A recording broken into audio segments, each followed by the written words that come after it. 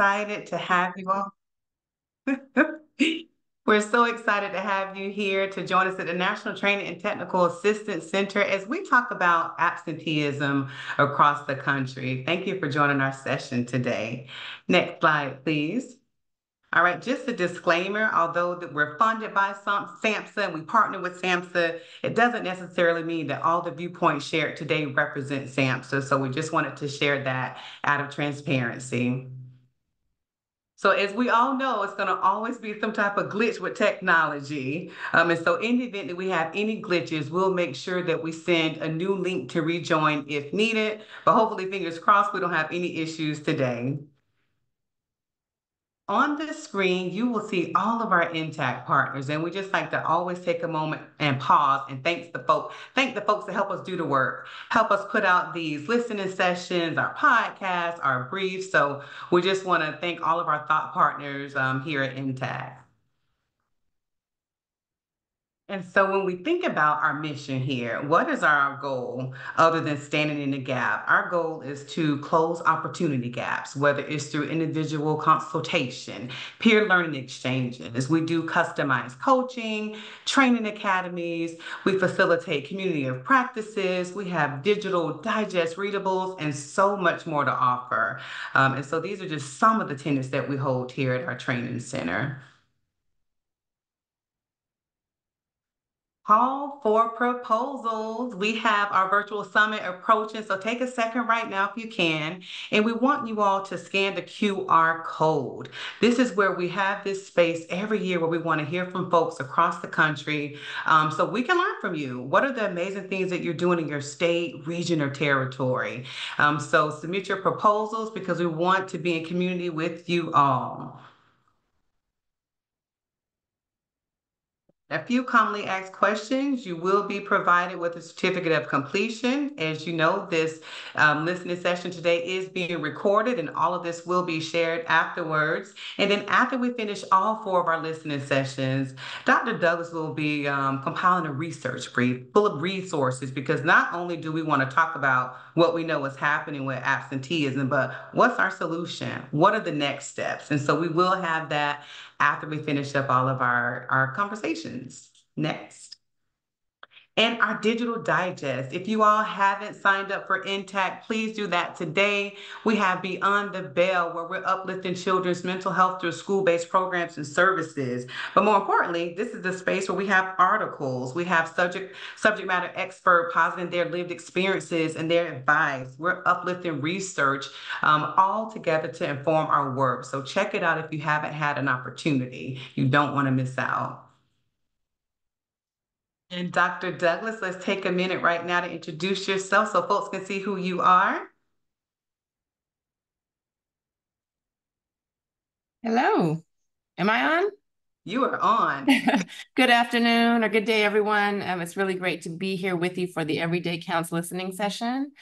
Thank you, Lisa, for that introduction. I am Sonia Douglas, a professor of education leadership at Teachers College, Columbia University, and really honored to have the opportunity to work with Lisa and Ashley, who's not here today, in developing this listening session series on chronic absenteeism. And we thought it was really important, especially as we are faced and confronted with data that shows that many of our students are not attending school frequently or consistently. And so we wanted to bring together individuals across sectors, across the country to think about how we can provide more supports across the education sector, as well as health, public health, behavioral health, and social services to be able to better meet the needs of our students. I want to start with just a little bit of a discussion about chronic absenteeism, and then I will introduce our 2 amazing panelists who are going to share some of their lived experiences as well as their thoughts on how we can begin to tackle this issue. The problem of chronic absenteeism, which is defined as a student missing 10% or more school days during the school year, continues to present a major challenge for schools and society. According to the U.S. Department of Education, more than 8 million students, or roughly 15% of students across the country, have been deemed chronically absent. This transcends all grade levels and reflects a phenomenon that has worsened since the COVID-19 pandemic, nearly doubling in the last 3 years. In addition to what the consequences of missing school means for students in terms of test scores, graduation rates, and its impact on future life chances, the problem of chronic absenteeism begs the question, to quote a recent headline in the New Yorker, quote, has school become optional, end quote. And so we recognize that the reasons that students may miss school are varied and complex. And today we're going to talk about some of those issues, as well as really start a conversation about how we can provide what I would say are more engaging experiences and reasons for children to attend and stay in school. And so with that, I want to welcome all of our 126 participants for being here today. So glad that you're interested in how we can work together to address this topic. And here to introduce our two panelists, Tamara Samuel, who is co-executive director of the Urban Leaders Fellowship, and Allison Parrish, who is a mother and mental health professional. And both of them are going to be spending the hour with us to, again, talk more about their experiences and how we can think together and collaboratively to really find ways to ensure that our students want to attend school. And I'm framing it that way intentionally because we often have focused on trying to fix students and families and finding ways to encourage them to go to school. But the framing today will really be around how our schools and systems and structures can be more inviting and make sure that schools are places of belonging and inclusion for all of our students. And so first, I'd like to introduce Tamara Samuel. She was born focused on educational equity and working to dismantle systems that limit Black and Brown people. Throughout her lifetime, she has dedicated herself to making a difference in the lives and productivity of others. And currently, she's the co-executive director for ULF and was a director of policy and advocacy with TNTP. She has a reputation for renowned expertise in leading strategy, school intervention and design, talent development, and policy implementation to facilitate growth across sectors. So we are so delighted and interested to hear what Tamara has to share with us today about how we can really show growth and improvement in this area of chronic absenteeism. We also have with us Allison Parrish, and Allison began her career in mental health intervention, but wanted to do more in terms of prevention of mental health disorders. As a result, she entered the field of home visiting administration in 2002 and has led the federally funded maternal, infant, and early childhood home visiting technical assistance resource center at Education Development Center since 2021. Allison believes her earlier work helped prepare her for parenting twin adolescent males with mental health disorders and recognizes the challenges that many parents and caregivers face when navigating the mental health system. She hopes to advocate for changes that will facilitate more support for families to access the care and services they need. And so we are also really excited to hear from Allison. And it's a really special panel because both of them are actually mothers of twin boys, which I think they may talk about a little bit today. But I'd like to just open up by having you introduce yourselves, tell us a little bit more about who you are and what brings you to this issue of chronic absenteeism. Tamara, if you'd like to start.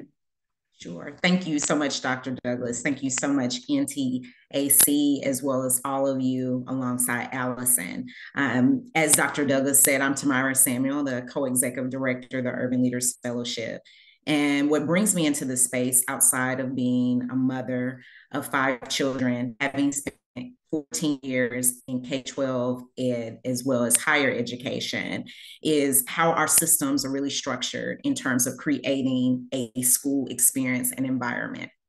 And I often have these conversations with the elected officials that I work with across the country, the school boards, as well as some of the chief academic officers that spend a lot of time making decisions on behalf of our children that we may or may not witness, but has to be rooted and predicated in what is the lived experience for 7.5 hours of the day.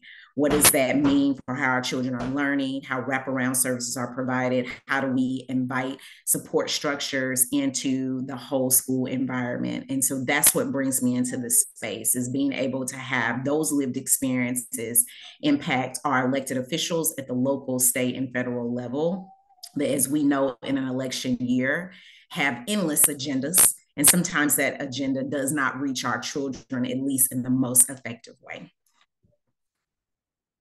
Thank you, Allison. Hi, everyone. I'm glad to be here. I am used to speaking in the role of my for my job, which is my paid job. My unpaid job, which I am here representing, is as a mother and an advocate. I feel like I spend, it could be a part-time job advocating for my children. It is a daily struggle to get them to go to school due to their mental health disorders. In fact, I have one of them that's not at school and he's knocking on my door because I locked him out. But I'm not going to let him deter me because his dad is out there and he can supervise him. But yes, it is a struggle. And I do feel like as a parent that, Tamira put it well in terms of sort of what is their experience when they go to school.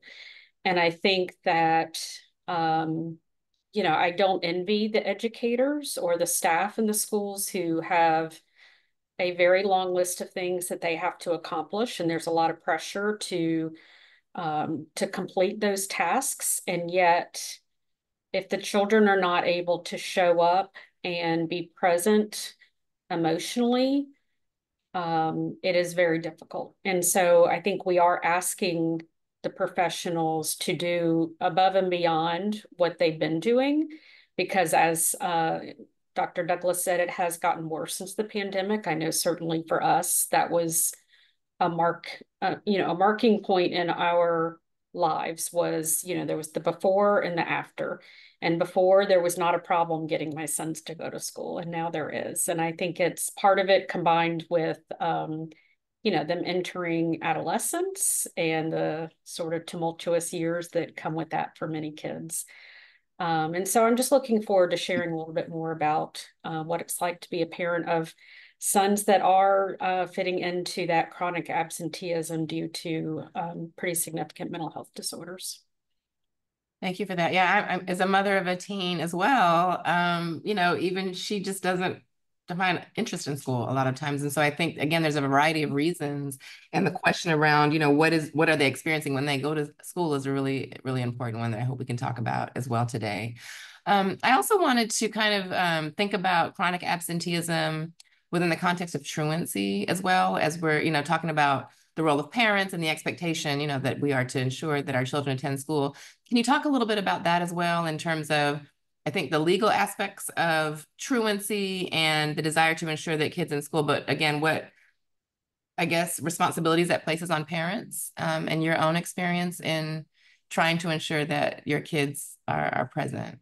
Mm-hmm. I can say for last year, we were getting what I would say are sort of threatening letters, regarding our son's absenteeism. We would get, they'd come registered return receipt. So we had to sign, showing that we actually received those letters, and we had to call and set up an appointment. Many times we were already meeting with them anyway.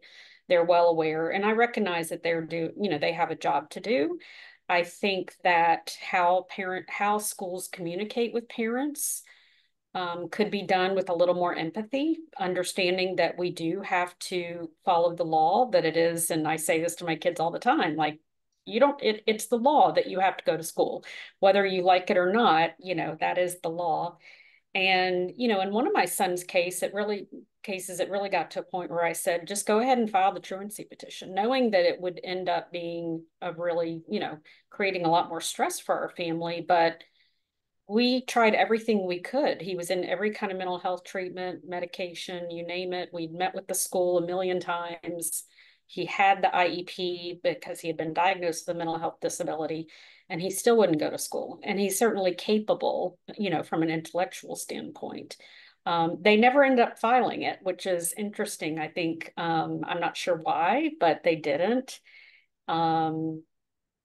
And it might have helped him in that situation. And it's kind of like, when you get to the point where parents sometimes end up having to call the police on their children, because sometimes that's the only, you need a consequence that might get through to them. And we had tried every kind of removal of privileges, trying a reward system, everything we possibly could, and nothing was working. So we hoped changing schools this year would make a big difference. He's now in a school that if he doesn't attend regularly, they can kick him out of that school because it is a school you have to apply to get into, and then he'll be forced to go to the school he's zoned for, which is not going to be any better of a situation. He'll actually just get lost in the crowd at that point. Yeah, I mean, it's so difficult, right? Because really the goal is to want the children to attend, to want to be in school. And so, Tamara, can you talk a little bit about that as well in terms of absenteeism within the context of truancy and some things that you've experienced in your own efforts to improve schools and student engagement? Yes, thank you, Dr. Douglas. So much of what Allison stated, and I want to take the other sides of the coin and even the ridges, right? As a former school administrator, there is a push from the district and from the state level to ensure that you hit anywhere from 90% to 97% ADA attendance by 9 a.m. at any given point across the country. Right now, schools have taken roll. Each child is worth per pupil dollars. And so what that does is, of course, in from that lens and standpoint, you want as many of your students in the door as possible. But what is also happening on the other side of that coin is our local board members who are thrust upon looking at a school budget in terms of enrollment and who is there in the building. And that gets into the mindset and also the discussions of closure and staffing models, everything that we consistently are navigating right now in post-pandemic era. And then, as Allison stated as well, you're having those conversations with your child. You want to ensure that your child is leaving your home, they're able to learn, and they're getting that support. But we also have to think about what are they sitting in every single day. And so that was constantly at the top of my mind, especially in those early months of the pandemic, is why are we at 72% in attendance? Well, let's go find out. Rather than sending letters, I made it a point with our team, let's go call parents, let's FaceTime with parents. We know some folks had to make very, very critical decisions, job loss, loss of wages. So does that mean I keep my cell phone or I keep my internet, or am I able to pay rent? So really drilling down, what is the experience for the child at home and at school? And how do we create a communication and a supportive empathy, as Allison stated, and trust to say, I understand that it's difficult for your son to come to school or your daughter to come to school. How do we build something in the school day that allows them to get the instruction that they need in the learning, but it's also not burdensome and also not threatening and dehumanizing to a parent? I can tell you that even with my youngest daughter, who started pre-K 3 last year, her school was sending her truancy text messages, and she'd only been absent 3 times for the entire school year. And of course, my concern when I talk with my administrator, also thinking along those lines and lens of being on the other side, what is that text message going to solve? Especially when we want to keep other children, other staff members in the building safe. And so that for me has been top of mind, is really thinking about the vantage point of each party that's involved. And then how do we reach a healthy balance of not only responsibility and accountability, but also communication and systems to help the child and parent. And let's be honest, some of our institutions of learning are not institutions of learning. When it comes to safety, whether it's psychological, physical safety, that has to be worked upon. And then most importantly, we also have to think about too, how does that improve the actual situation of attendance? If I send that text, why am I sending it? And so for me, as I sit down with our officials on this side, as they're working with principals and working with administrators, is what your systems have in place, is that really helping you reach effective outcomes? If it's not, we have to take it off the table. And most importantly, we have to humanize our parents and humanize our children and invite them in a collective set of problem solving and solutions that are going to be helpful and not detrimental. Thank you, Tamara. It's really interesting to, again, think about the different demands and agendas that folks have, whether you're a school administrator, a parent, or someone working, for the government, in terms of, the targets that we need to hit and how that drives, like you said, school staffing, budget, et cetera. And I wondered post-COVID, given a lot of the challenges that folks experienced, what you've seen in terms of the relationship between trauma and absenteeism.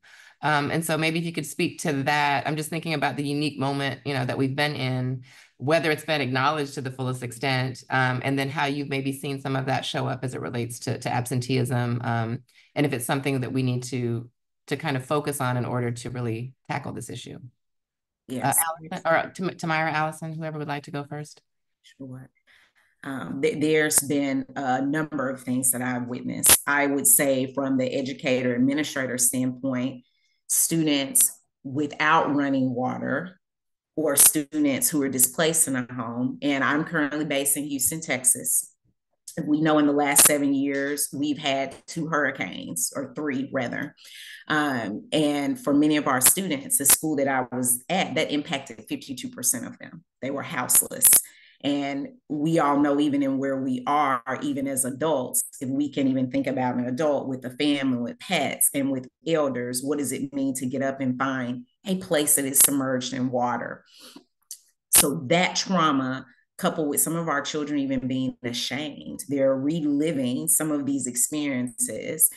And then, how do I get to school? But I'm going to school and I don't have a bed to sleep on, which was a couple of our students. I don't have clean clothes.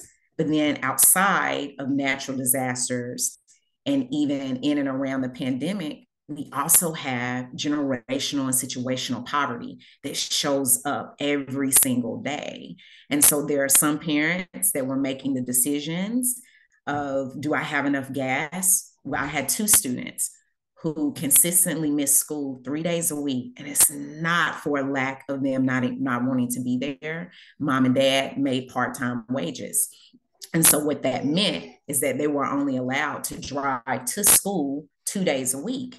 If we look at the school that they were zoned to with high crime, a homicide, suicide rate, that was just not a safe space for their child. And so when we think about trauma, we have to think about it from a multitude of vantage points, both in and centered around not only the child, but also some of the decisions that our parents are having to make when they're sending their students to school every day. Allison, thoughts on that in terms of the impact of trauma on absenteeism? Yeah, Tamira certainly has a better perspective of sort of the broader what it looks like for other kids. Speaking for my kids, I mean, first of all, I'm the first to acknowledge the privilege that I bring to this table, because I have every advantage in terms of, we're not struggling with a roof over our heads. We can drive our kids to school.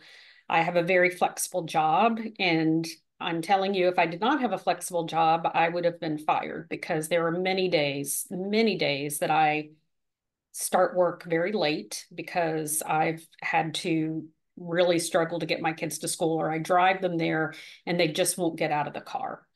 And so for my kids, it's really, overwhelming depression and anxiety about walking into that school and what they're going to face.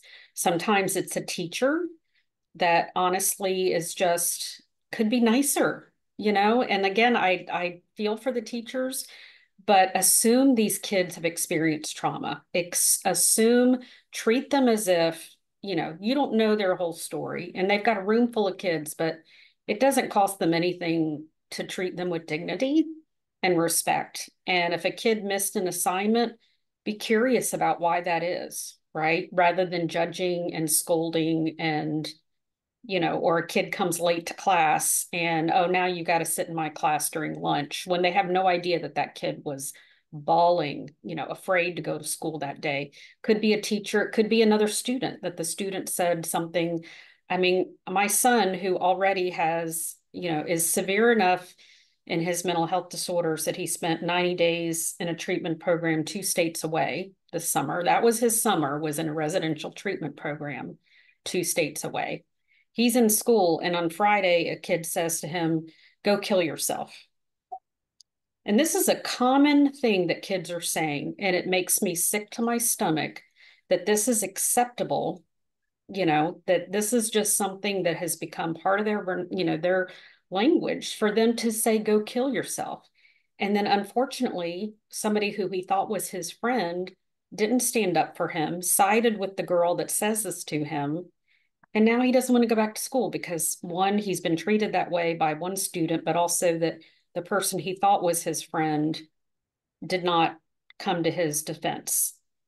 And for him, that is devastating. You know, he is crying, he's upset, he's so, I mean, and for him, that's enough to just not want to go to school, you know? So what I'm trying to establish, because they're both only a month into school, is who are the trusted adults at the school that if I'm struggling to get them in, that I can call and say, I really need your help doing a warm handoff this morning.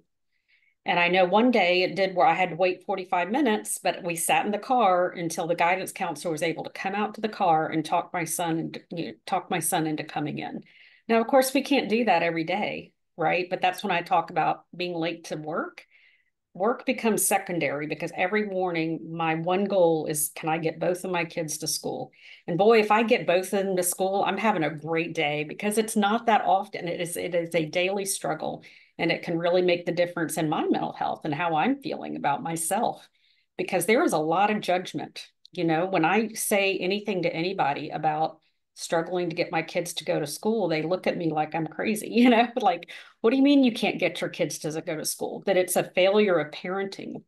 Mm-hmm. And I know I shared with y'all, but I think it's worth sharing again that it was a school administrator that had the audacity when talking, and said this on Facebook, mind you. Somebody had, there was a post from Leon County Schools, which is our school district, about, you know, the importance of attending school.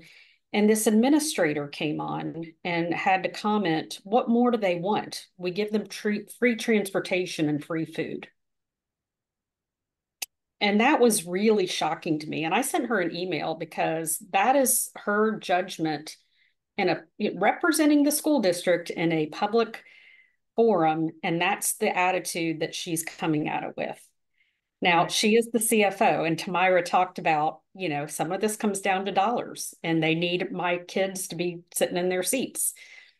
But I also think they're entitled to an education, and it is my job to do everything I can to get them to be there. But I also want it to be an environment where they feel safe and nurtured, and that there are people that care about them. And if my kids, you know, they can't control what other kids say, but is there somebody that my son can go and talk to if he experiences that kind of treatment, that he's got an outlet, someone he can go to? Right. No, it's incredibly important to make sure that there are people at the school that students can go to based on some of the things that they're experiencing. And thank you for sharing that, Allison. I want to just take a step back. This wasn't on my list of questions, but this being the third in the series of listening sessions on this topic, you know, it's such a bigger issue, right? I mean, it really is, I think, us dealing with some of the challenges facing our larger society. When we mention integrity and dignity and the humanization of parents, you know, it seems like we've kind of maybe moved away from the times when schools served as hubs of community.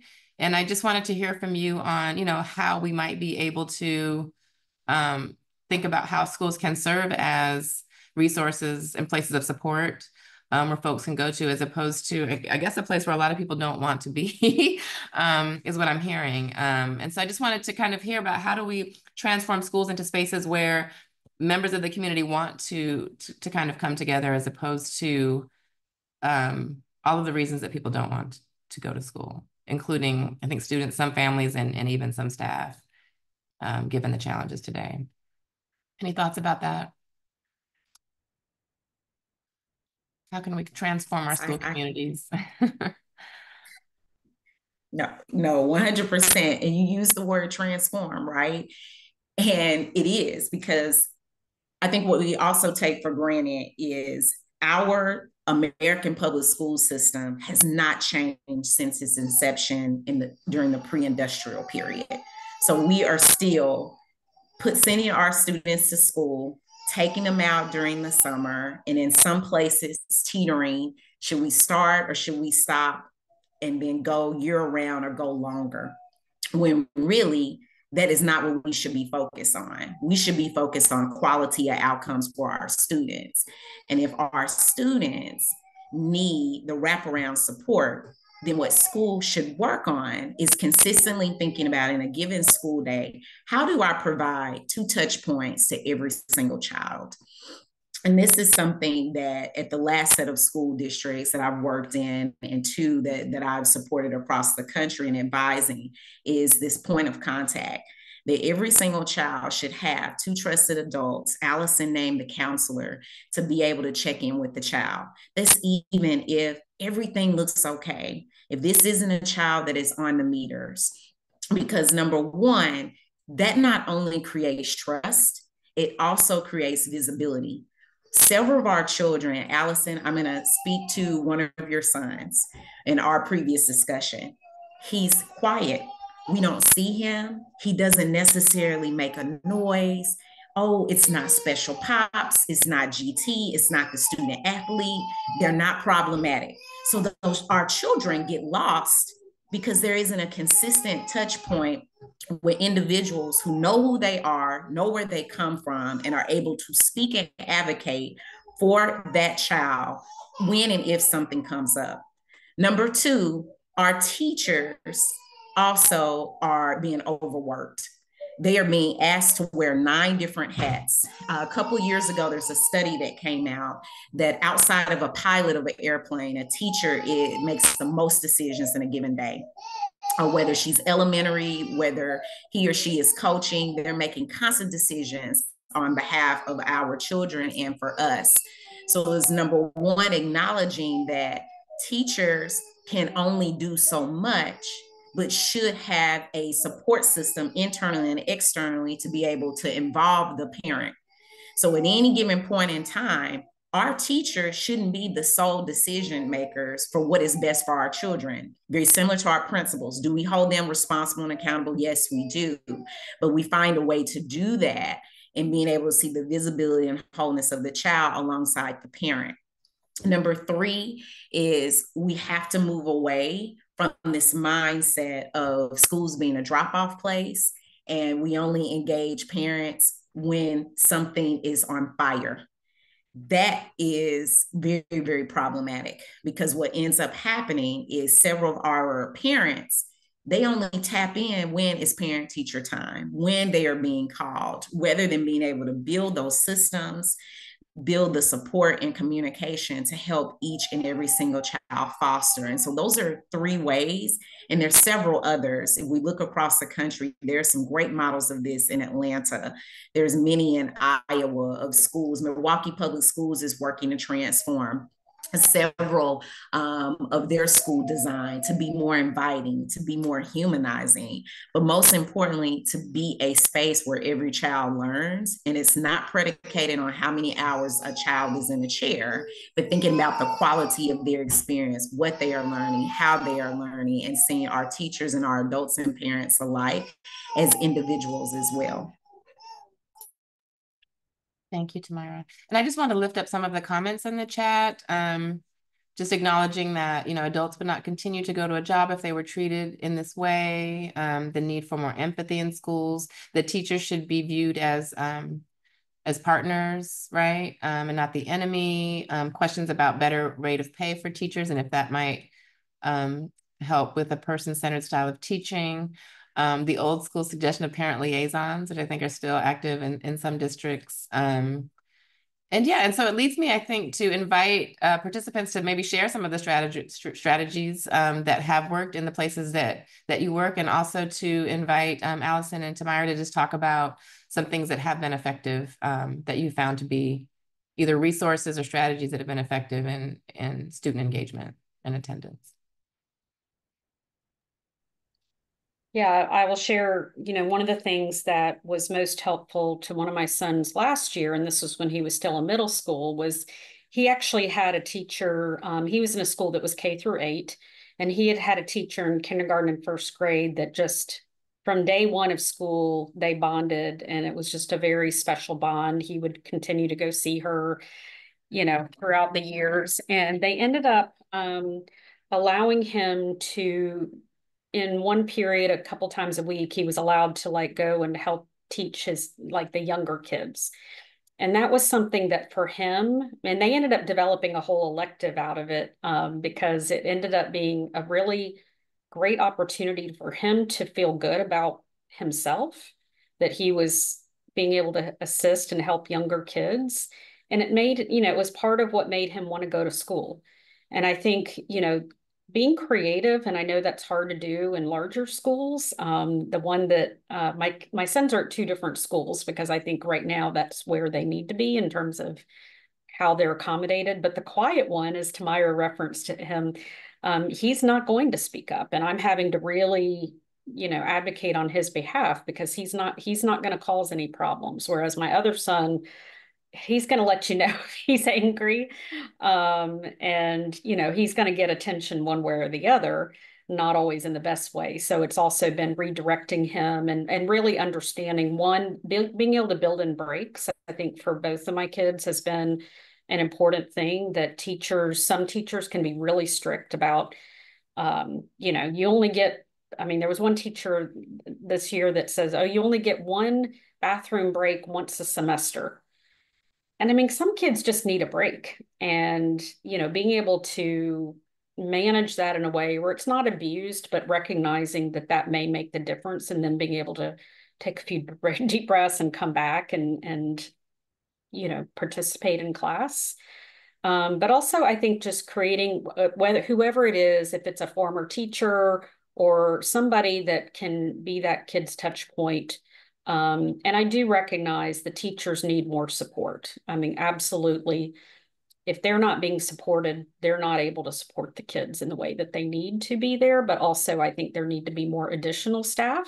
That comes down to funding and really making sure that there are those wraparound staff that can be supports to the students. So it isn't just for, just falling on the teachers. And I would venture to say that most schools are underfunded when it comes to those social supports. Indeed. I'm wondering if anyone on the call is school-based support staff, and if you have any models or positions that you found to be helpful in this regard. Tamira, did you want to weigh in on the question about resources and strategies? Yes, definitely everything that Allison just stated of having number one touch points. I think also from even a campus to system level, she mentioned a wraparound support specialist. One other model with utilizing specialists is also utilizing teacher aides in several of the large urban school districts. And it really depends, also depending upon ESSA funds, which across the country have dried up. And that's really pushing districts and schools to be very, very innovative, is to think about who are part-time personnel in the building who are going to have multiple touch points with students that can help shave off that responsibility with teachers. So for instance, here in Texas, in a number of spaces, the teaching assistants have taken some of the responsibilities of administrative paperwork so that teachers are able to go in the cafeteria and actually sit down and have lunch with each of their classes every single day. And granted, I also understand that too, of like, you got to put on your oxygen mask, and being a teacher, when are you going to be able to step away from a break? And they work that out too, of having teachers be off 2 breaks during the day, right? Most of that is namely to a block scheduling model. So that's one solution, is being able to utilize, if there are available trusted individuals in the building, to alleviate some of the burden and stress from adults in the building. Number 2, and I'm also looking at several of the comments as well in the chat, is thinking about whose responsibility is it to carry what. Oftentimes in schools, a lot of personnel, whether it's a teacher, a specialist, a counselor, or a principal, they will take on responsibilities that if you go through a state code of conduct or through district policy, you will not find policy that supports some of the actions that individuals are taking. That's why I always encourage not only every single parent, every single voter, every single citizen, read what is being put in place for how schools are stewarding our children and how they are doing that with taxpayer dollars, because some of that is just unrealistic, it's untenable. Thirdly, I would also outline and identify as well having built-in support for adults and students in the building. So at one of the last school districts I was at, every school was allowed to hire 2 counselors. We have one counselor is on the ground just for students. Then the other counselor was on the ground for adults, including parents. What that did for us was incredible because number one, we had teachers who were consistently not coming in the building. Right. So when some teachers, especially if students have a strong relationship with them, yeah, students as a result, oh, I'm just going to quit or say that my stomach hurts and I'm going to leave because my favorite teacher isn't here. I don't like who else is on my schedule. So that created a sizable issue for our campus. But what we realized, in order to take care of mental, social, emotional needs and to humanize the human experience, we need support for everyone. And it can't just be a fly by night professional development. It can't just be at certain points of the year when we're requesting or needing our parents. So really rethinking who's in the building and how to really utilize them. To restructuring the design to provide spaces for folks to have what they need, that divided support of the split counselors. And then 3, being able to truly advocate and know what should be happening in a school. And I think for sometimes that's difficult for us because it's like, oh no, that's the territory of educators. No, we are all educators in some shape, form, or fashion because people are learning from us, we're learning from others. And in order to be effective, we have to understand what our role is to play, and everyone has a role to play. Indeed, and that leads to the next question that I have. And thanks to all who have contributed to the chat and sharing, your roles and questions and suggestions about how we can better support our students. What are the agencies and the social services and the individuals that need to be at the table? I mean, this listening series is really about cross-sector work and collaboration. And so I'm just wondering, what are your thoughts about that and where does that begin? Is it the schools and the districts and those who are leading those systems that need to think about how we bring in therapists, social workers, and provide training to teachers who can be, more empathetic if that is the issue, or should it work in another way? Any thoughts about who should initiate this collaboration in spaces and what that might look like?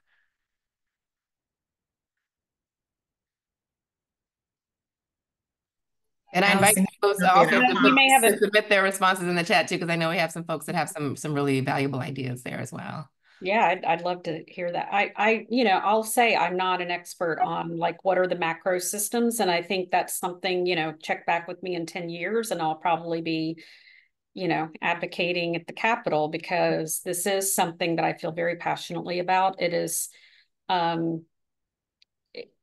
something where we have to learn as parents what the system is and knowing that now that they're in high school, it's different than when they were in middle school. But at the same time, what do the laws say? I had to really advocate to get my son, one of my sons has, has been officially evaluated and diagnosed with a mental health disability so that he could get the IEP. But that was a struggle because at first they were saying, well, we don't know, it doesn't necessarily interfere with his education. And I had to wait a few months for it to show that, yes, it was actually hurting not just the attendance, but having an impact on his grades. And it's okay, now we need to know. Now you'll, put some solutions in place. But I had to advocate for that. And I have to advocate for, what's not working, because I've also had a school professional try to say, oh, and this works best with him, and I said, no, it doesn't. And I mean, she was somebody that he couldn't stand. She was the last person that was going to be helpful in his intervention because she took a very hard stance with him that, to me, you have to validate what I've learned anyways. You have to validate their feelings first before you start getting into saying, and now here's what you did wrong, right? You have to validate whatever those emotions are that led to the behaviors before you get into that. My other son doesn't have an IEP, but I'm having to advocate he has a 504 plan, which isn't as ironclad, as an IEP. So what they can do or not do is a little more variable, but at a minimum, He's going to be reviewed. They have the multi-tiered support system team that's going to be meeting on him on Wednesday to kind of help, at least if nothing else, for his teachers to know what he needs. It is, as I said at the beginning, it is a part-time job to, trying to be the case manager for both of these boys and all of their needs, their psychiatry appointments, their therapy appointments, all of which happen outside of school. And by the way, many of which are not in network with my insurance. And so there's also a huge cost involved, and just logistics of, taking kids to appointments. And I try to get things after school, but that's not always possible. So, I mean, the more that these services could be in schools would be even better. And I think, some places have been successful with at least getting Medicaid funding to support, mental health support in schools. But that comes usually from a state, legislative perspective, or at least going through the Medicaid agency to get that funded. And that still doesn't have, whether or not there can be therapists placed in schools that can bill insurance. I mean, that's, not something I have seen. But maybe that is a model in other places. I mean, I think the more we can make this, kids are spending so much time at school, the more we can provide those services at school where it doesn't require parents needing to take off work or figure out how they're going to get them. And so many providers, they only do during school hours, which doesn't help, right? So it kind of defeats the purpose of what we're trying to do. So that's enough about us. I'm sure Tamara has some other examples. Thank you, Allison. Tamara? Thank you so much, Allison. You jump-started it, as well as comments from Diane, Katrina, and Nikita. Our kids are, and what's interesting is service providers provide appointments during the day, but then parents are pushed not to schedule appointments during the school day. So that's a conundrum within itself. I think what comes to mind goes back to the question, Dr. Douglas, that you asked us in terms of like, how do we transform our schools? And many of the comments in terms of having re-engagement specialists and truancy workers are incredible solutions. And even going a step further, we have probably about 7 different legacy healthcare sites across the city of Houston. And this is taking place in a number of districts across the country where they have a licensed, fully staffed clinic on site of the school. And those hours extend beyond the school because we know our parents not only are extremely busy, but on top of that, if you have multiple children at multiple ages and multiple grade levels, you're not going to be able to go to this dentist appointment and this doctor's appointment there. So being able to provide something on site that's tangible beyond the school day. 2, even thinking about as well, many schools have decided to be open 24 hours or to have a 24/7 campus. KIPP Sunnyside here in Houston enacted this probably about 10 or 12 years ago. And there's Sharpstown is another campus where it is open 24 hours every single day. Within those 24 hours, children and families who need health support, there's a clinic nearby. If you need transportation, there's a clinic nearby. And then, of course, if kids need after school support, tutorials, we don't even mention this term I'm about to say, latchkey kids. So many of our students are having to take care of themselves as their parents are also taking care of other children and caregivers. All to say that in any given model, you have to have all hands on deck. We have to have school boards who are willing to have conversations and listen to parents, be able to listen to campus leaders, also go on the ground with community specialists, churches, organizations, synagogues, mosques, and say, here's the resources that we have exhaustive to us in this community. Here's our demographic of kids. Here's what we need. Here's what we can offer in term and in partnership with what you can offer to start building true wraparound services. Because the other side of this as well is that many places in schools put the burden of wraparound services just on a specialist or just on a counselor or just on a special education case manager and so forth, when in turn we need all three. We need every single teacher in the building. We need parents, grandparents. We need individuals who are working in CPS to really give that support to a strong foundation of support systems for families is not only robust, but also one that is intentional as well. It's not going to be a solve all where one or two individuals can solve it. And then, most importantly, as well, we also have to have individuals understanding that money moves the mission. And you have to have funding.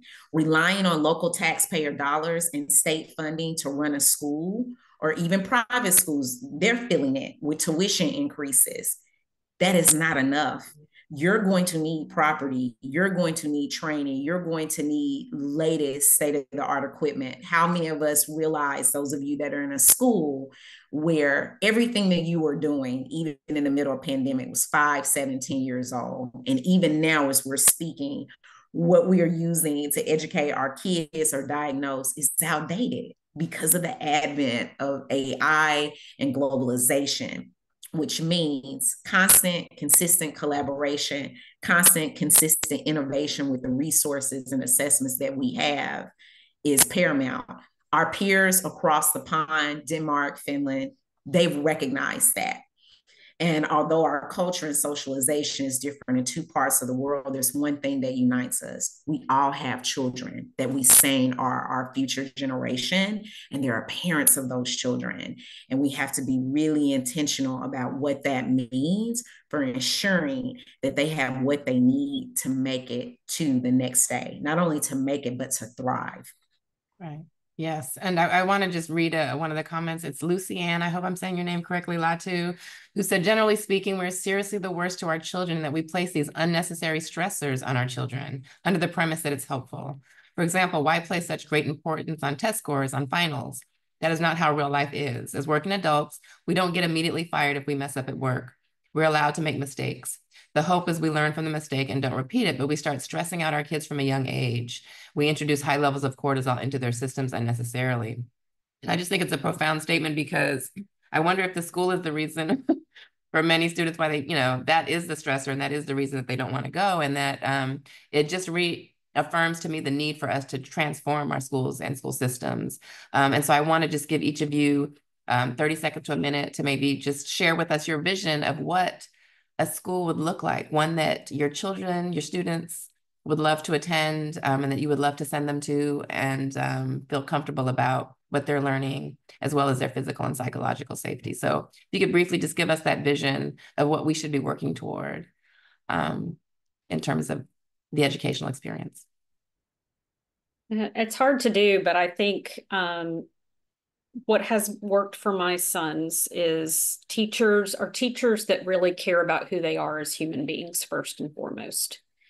And they have also happened to have been the teachers that were the most engaging teachers. They were able to manage the classroom, but it was through providing educational opportunities that the kids were interested in. I mean, having them, interacting, in terms of like looking in microscopes and talking about what they're seeing and getting excited about, some bacteria that they weren't expecting to be there, right? I mean, to really engage them in learning so that they want to be there and treating them with respect. And if they do mess up, if they do make a mistake, asking questions. And same with parents. Parents aren't perfect. And there's a lot of parents that, people might judge for why they're not bringing their kids, but work with them and help them to problem solve what it is to make that a better situation for their students, for the parents and their kids.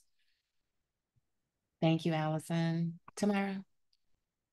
Yes, I'll just extend to what Allison said, is that human care. I also envision a school for my kids, our kids. Their success is not predicated on a test score. Their success isn't predicated on graduating.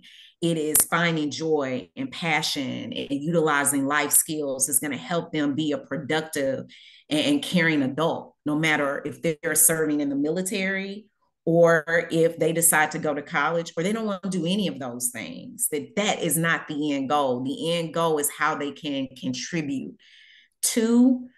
I also think a space where we're inviting the community into the school. It's not just a space where a school exists on a zip code. And the whole term of community school isn't something separate from where our reality is, that our churches are involved. We have our community neighborhoods, they are all involved. They are all there to serve children and to all be in service of each other. And I think more than anything, it's a place where our children can be children, that is not taken away from them, that they have that physical safety, they have that psychological safety. Our adults can be able to create lessons that are exciting for them, and they are able to give their heart. And it is not something where I'm just doing this just because I'm being mandated to. It's because I'm being called to do it. I love it. We just need to build more connections, I think. And I'm hoping that we're moving into a season where we're going to do that with our children, with one another, and build the communities that we need to support one another. Well, we're almost at time, and I just want to extend our appreciation to our panelists today, Tamara Samuel and Allison Parrish. Thank you so much for sharing your own experiences, a lot of things which were personal, as well as some strategies and best practices that will help us tackle this issue. And at this time, I'm going to turn it back over to Lisa, who can tell you more about how you can access previous, I think, sessions, as well as more information on resources. Thank you. Thank you so much, Dr. Douglas. Oh my gosh. I knew this was going to be it. I knew today y'all were going to bring the heat, and y'all brought the heat. Thank you so much, Dr. Douglas, Allison, Tamara. Oh my gosh. So before we part ways, y'all, here are some resources that we've compiled already from Everyday Count. So when we're thinking about the work, when we're thinking about previous conversations, we saw the engagement in the chat. We heard about the work that y'all continue to do, continue to advocate for. So it just makes me feel so good. And so for folks that are interested in previous recordings, Bridget will be sending out that information. We had a lot of questions in the chat about that. So we just want to make sure you all have access to that. We have another in our final listening session, September 16th. Please save the date, make sure you register. And we hope that y'all come into the room with us. So also clear your caches for Zoom, because Zoom is a whole nother thing. Next slide. All right. Again, just wanted to let you all know to go to our NTAC website so you can see our digital digest, because we want to make sure that we're all up to date with our research, with these lived experiences, hearing from subject matter experts across the country on ways to inform the work that we continue to do. Finally, again, Bridget is our go-to. Bridget has been holding the fort down today in the chat in regards to recording our sessions, making sure you folks have access to it, making sure y'all have access to certificate of completions and any registration related materials. Bridget is holding it down, and we appreciate you all for all of that. Again, check us out. Here is our information. We want to make sure that we're supporting you. So complete our survey, please, because we want to know what are some ways that we can extend the work that we're doing, improve it, or what are we missing, or what can we expand on? So please complete the survey. Once you receive it, here's our information to stay connected with us. And we're just excited to continue to do the work with you all. If you missed this before, scan our QR code, because we want to hear from you at our virtual summit coming up next year, 2025. Please join us in the room, and let's continue the conversation at our virtual summit. It doesn't have to stop September 16th. Here is our contact information for consultation, for our website, and we are graciously funded by SAMHSA. So again, thank you for your time, energy, and talent today, everyone. Have a wonderful week. Thank you.